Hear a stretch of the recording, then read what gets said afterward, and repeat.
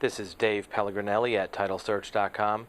Today there's an urgent subject that real estate investors and foreclosure investors in particular need to be aware of, and that is gaps in assignment chains of mortgages.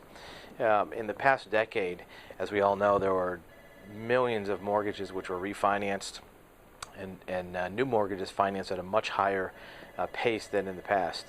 What this created was a mortgage assignment registration system and process which was different than what existed in the past 30 or 40 years.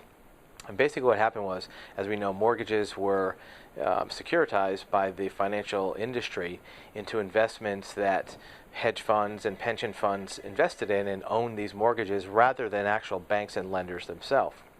And what they did was they created a system where when a lender initiated a mortgage, let's say like Countrywide, or even some lenders like Bank of America, they did actually not end up holding the paper and owning that mortgage. They would transfer it to investor packages that were purchased by any number of retirement funds or other type of investment funds. Some of these chain of assignments of mortgages were not maintained in the land records like they were in the past. For example, in the past, if you went to your local bank, got a mortgage from First Federal Savings, they would own that mortgage. It would be recorded in their name in the land records on the title, and then when it was paid off, or in some cases foreclosed, they would actually do the release or assignment or foreclosure.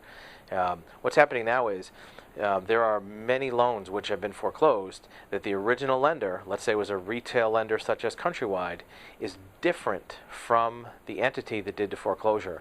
Let's say the foreclosure was done by Wells Fargo or Wachovia. In theory, there should be a chain of ownership of that mortgage from Countrywide to Wachovia in the public land record system. And if there's not, that creates a break in the chain of assignment and really a break in the chain of title for that property. In many cases, this is used by foreclosure defense attorneys to challenge a foreclosure or really just to delay it. And in that case, it can be fixed by the lender and that chain can be patched up.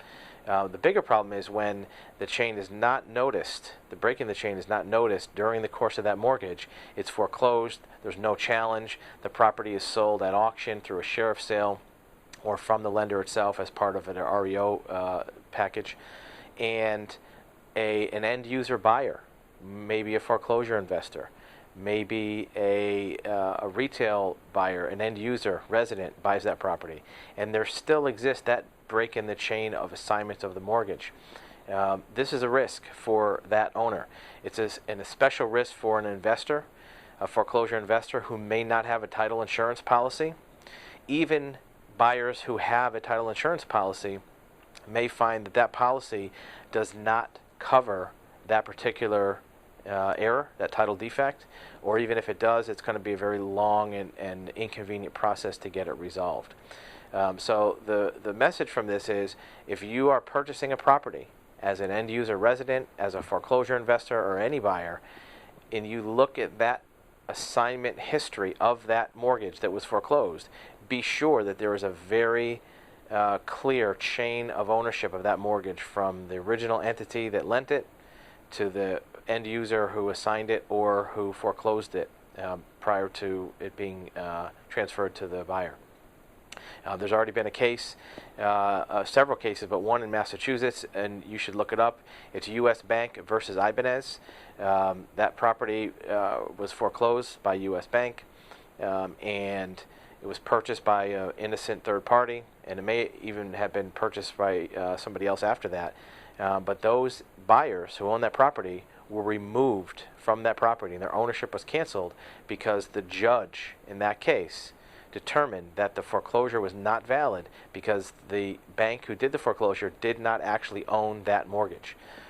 It's a very serious problem that's bubbling up under the surface.